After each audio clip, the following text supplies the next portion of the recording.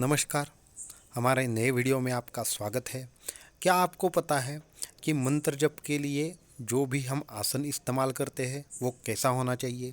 क्या आपको पता है आपके मंत्र की जो सिद्धता है, आपको अगर साधना में सिद्धता चाहिए, कुंडलिनी जागृति चाहिए या फिर आपको विभिन्न प्रकार की सिद्धियां चाहिए, तो उसमें आसन का बहुत बड़ा महत्व है। आप रेशम का आसन लेंगे या फिर दर्भ का आसन लेंगे या फिर कौन सा आसन लेंगे, इन सभी चीज़ों पर आपके साधना की सिद्धता पूरी की पूरी जो है वो उस पर डिपेंडेंट है। तो इन सारी चीज़ों को अगर आप जानना चाहते हो तो हमारे वीडियो को एंड तक ज़रूर देखिए, क्योंकि इसमें पूरी की पूरी साधन सामग्री कौन सी है, आसन कौन से है, वो क्या फल देते हैं, ये मैं बताने वाला हूँ। तो हम वीडियो को शुरू कर देते हैं। तो उससे पहले अगर आपको हमारे वीडियो पसंद आ रहे हैं तो हमारे चैनल को सब्सक्राइब करना और वीडियो को लाइक करना ना भूलिए और ज़्यादा से ज़्यादा लोगों तक ये जानकारी ज़रूर पहुंचाइए। तो हम अभी हमारे वीडियो को शुरू कर देते हैं। तो आसन का जो महत्व है वो बहुत है। बहुत सारे लोगों का मंत्र जब अच्छा होता है, तंत्र क्रियाएं अच्छी होती है, पर सिर्फ आसन की वजह से उनके क्रियाओं में जो भी आपको साधना के परिणाम चाहिए वो आपको नहीं प्राप्त होते। बहुत से लोगों ने अभी हमें साधना के आसन के बारे में बहुत सारे प्रश्न पूछे हैं।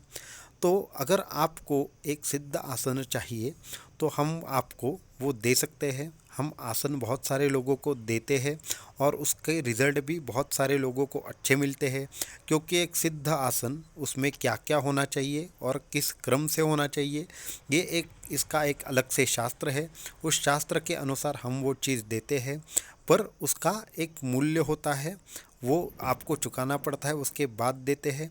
क्योंकि जब भी आप कोई आसन या फिर चीज़ अपने साधना के लिए इस्तेमाल करोगे तो वो मुफ्त इस्तेमाल नहीं होती। हमारा उसमें कोई भी एक भी रुपए हम नहीं लगाते। सिर्फ आसन का मूल्य और उसके जो भी आपका पता होगा वहाँ तक का मूल्य, इतना ही हमारा सीमित विषय है। उसके बाद हम किसी भी प्रकार से इस मूल्य पर हमारा कोई भी दिनक्रम या बाकी चीज़ें निर्भर नहीं रहती। हमारा और भी चरितार्थ चलाने का कुछ अलग प्रावधान हमने बनाया रखा है।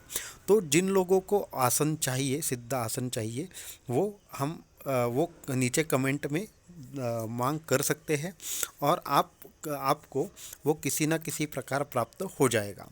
तो ये रही एक आसन कैसे प्राप्त करना है, ये बहुत सारे लोगों ने पूछा था, उसका आंसर अभी मैं आसन के बारे में बताता हूँ।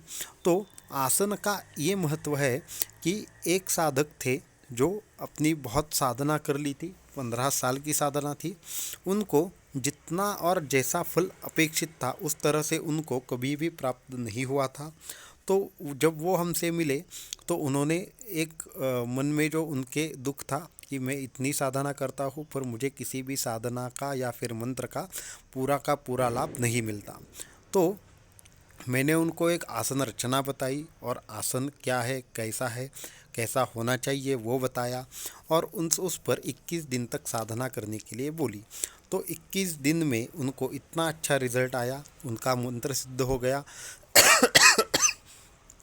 और वो मंत्र जो था उसके देवता का भी दर्शन उनको हो गया। इस तरह से आसन की रचना बहुत महत्वपूर्ण है और वो आसन की रचना आपका कौन सा काम्य मंत्र है, आपको उसका क्या फल चाहिए, इस पर निर्भर करती है। तो हर देवता का आसन अलग होता है, पर कुछ ऐसे नियम के द्वारा अगर आप 2-3 आसन का एक साथ प्रयोग करें तो आपका काम एकदम सुलभ हो जाता है और सभी प्रकार के देवताओं के लिए एक ही आसन आप इस्तेमाल कर सकते हैं। तो उसके लिए आपको दर्भासन लगेगा, उसके बाद आपको सफ़ेद एक वस्त्रासन लगेगा, उसको छोड़कर जो लोकर रहती है तो उसका भी आसन लगेगा। तो ऐसे 2-3 आसनों को इकट्ठा कर कर उनका एक क्रम बनाकर उस पर अगर आप बैठकर कोई भी साधना करेंगे तो आपको ज़रूर आप यशस्वी होगे। तो जैसे कि अगर आप देवी की साधना कर रहे हैं तो आपको लाल रंग का आसन इस्तेमाल करना चाहिए या फिर पीले रंग का आसन इस्तेमाल करना चाहिए।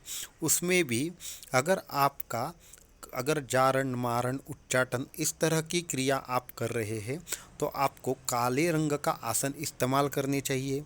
उसके साथ में ही दर्भ कौन सी दिशा में हो, या फिर अगर आप कोई आसन यूज़ कर रहे हैं तो दाएं से बाएं साइड में कैसे हो, ये सारी की सारी चीज़ें इस आसन तंत्र में आती है।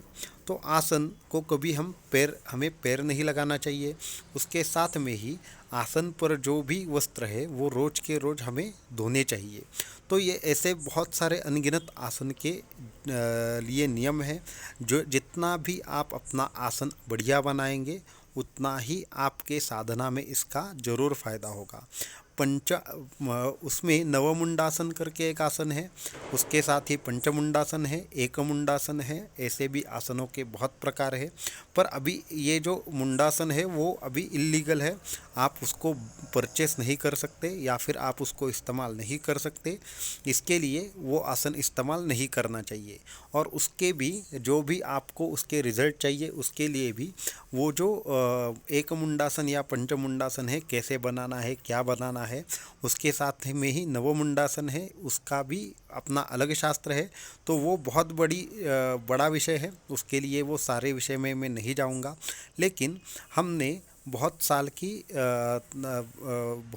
के तपश्चर्या और बहुत साल के जो जितना भी इसका स्टडी किया है, उसके बाद एक ऐसी आसन पद्धति हमें मालूम पड़ी जिससे सभी लोगों को काम्य उपासना और आध्यात्मिक उपासना में उसका बहुत लाभ हो सके। उस तरह से कुछ आसन रचनाएँ की है, तो उसका लाभ आप जो भी इंटरेस्टेड लोग हैं ज़रूर उठा सकते हैं और उसको आप अपने जीवन पद्धति का एक हिस्सा बना सकते हैं। तो आप जो भी लोग अपने साधना में विकास चाहते हो तो उसको अपने आसन पर पूरा का पूरा ध्यान जरूर देना चाहिए, क्योंकि साधक का आसन जितना अच्छा रहेगा उसकी आध्यात्मिक उन्नति भी उतनी ही अच्छी रहेगी। अगर आप जो आसन इस्तेमाल करते हो इस पर सिर्फ एक आदमी को ही बैठना चाहिए, एक दूसरे का आसन इस्तेमाल नहीं करना चाहिए। अगर एक दूसरे का आसन इस्तेमाल करने लगे तो आप ज़रूर बीमार पड़ोगे या फिर आपको अनेकों साधना में जो प्रॉब्लम है वो बढ़ जाएंगे और बहुत सारे मंत्र सिद्धि में कठिनाइयाँ ज़रूर आएगी। तो इसलिए आसन बहुत बड़ा महत्व रखता है। 8-8 10-10 साल तक सिर्फ बिना आसन के साधना करने से या फिर आसन व्यवस्था ठीक ना होने से आपके साधना में अपूर्णत्व या न्यूनत्व रहता है। तो ऐसी बहुत सारी चीज़ें हैं जो आसन से निगडित है, तो आप सबको उन बातों का ज़रूर ध्यान रखना चाहिए। तो आसन के बारे में इतना ही। अगर आप भी इंटरेस्ट रखते हो आसन में तो मुझे एक बार कमेंट करके ज़रूर बताइए और हमारे साथ जुड़ने के लिए धन्यवाद। अवधूत चिंतन श्री गुरुदेव दत्त।